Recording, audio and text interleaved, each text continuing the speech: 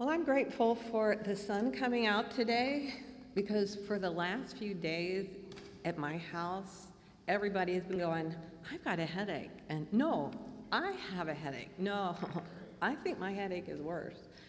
Something about that low pressure system that sat over us for the last few days just does something to my head and a lot of other people. I think it's a reminder, at least to me, that life is precarious. You don't know what's coming next, and often there's pain involved.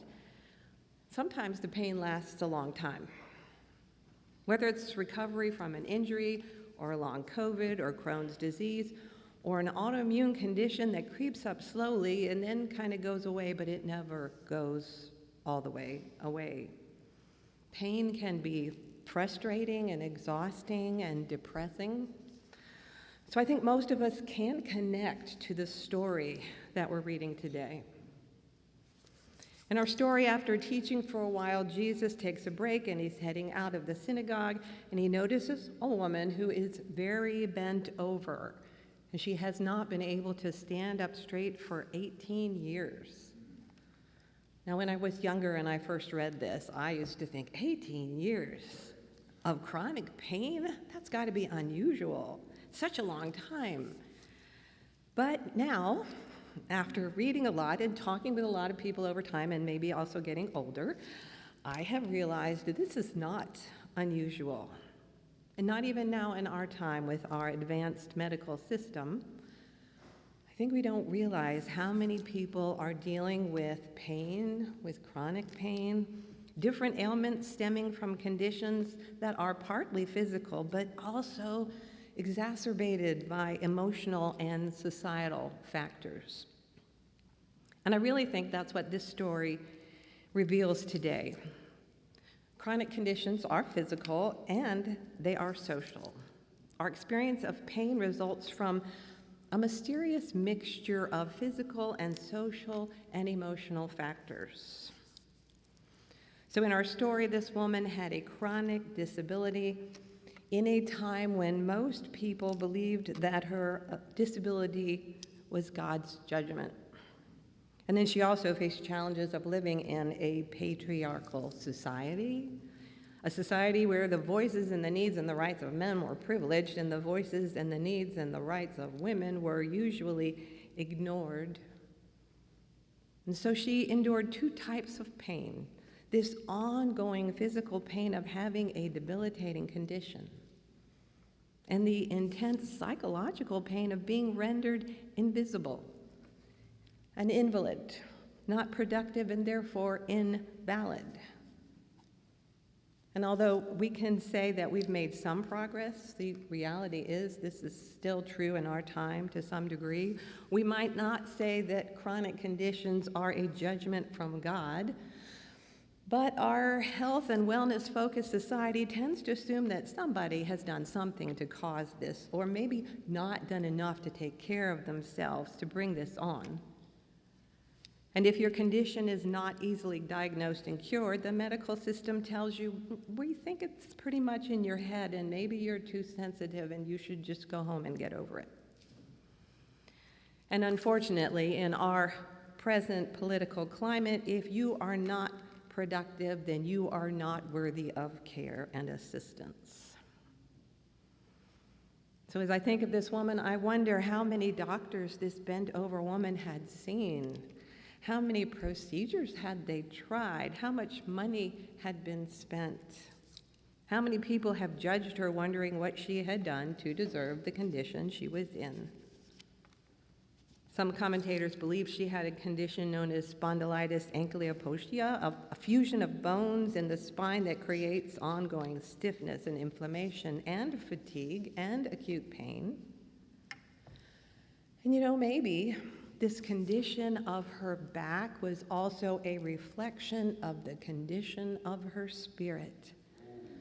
Bent over and stuck and shamed and unable to look anyone in the eye, because, she had to wonder for herself, had she done something to deserve this?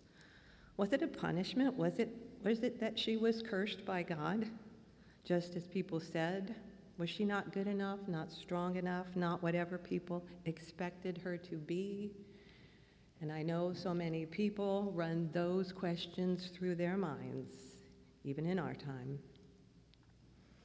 But here again we see that Jesus knows not only what is on the surface, but what is in the heart. And he sees her. And he lays his hands on her and he says, "Woman, you are set free from your ailment." This time, for once, this teacher looks her in the eye and touches her, not harshly like someone preparing to throw her out, but gently, with a reassuring touch, releasing the calcified bone in her back and releasing a lifetime of fear from her heart. And as soon as he does this, she stands up straight and she's startled and amazed and she's praising God. But the religious leader was indignant. Jesus had cured on the Sabbath. So he speaks out to the crowd. There are 6 days on which to work, that can be done. Come on those days to be cured, not on the Sabbath. Jesus points out to their hypocrisy. He reminds them and her, this woman is a daughter of Abraham. She is no less valuable than any man, any son, or any priest.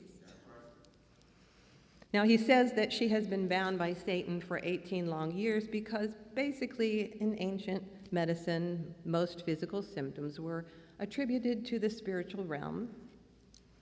And the truth is, when we are in pain, the pain we experience is physical and emotional, and it is societal, and it is spiritual.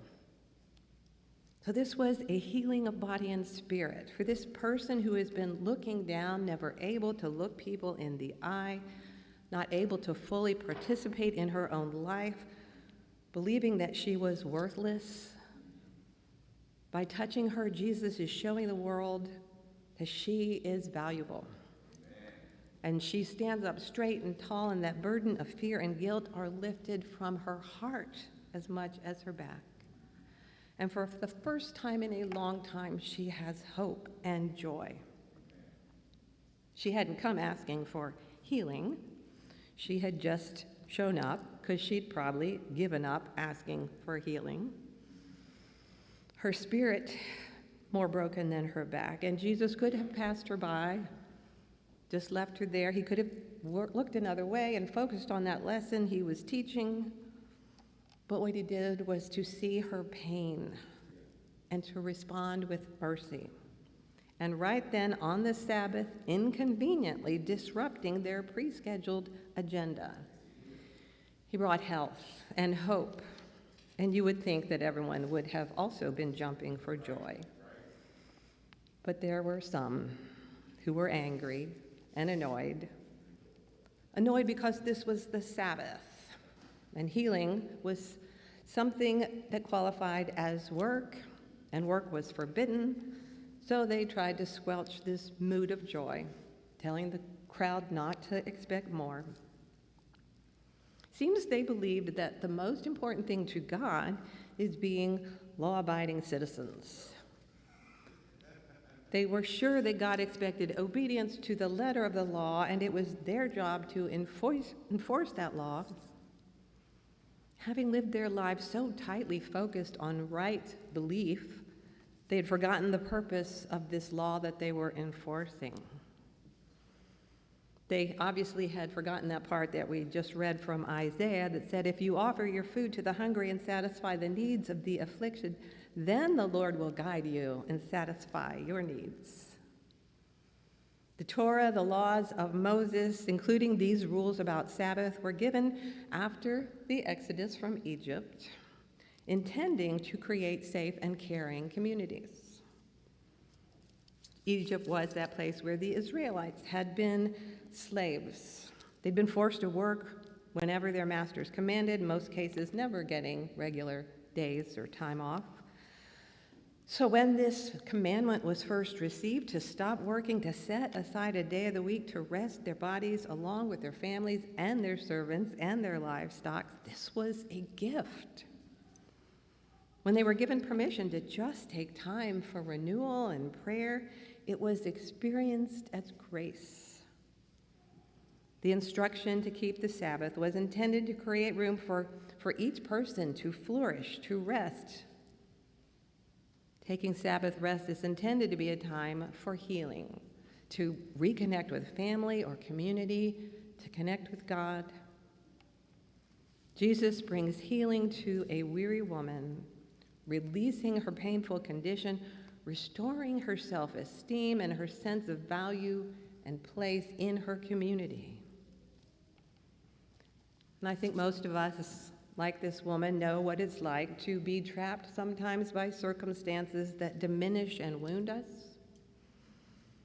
Most of us have known at some time what it's like to lose agency, to lose our mobility, to lose our dignity due to circumstances that we cannot control.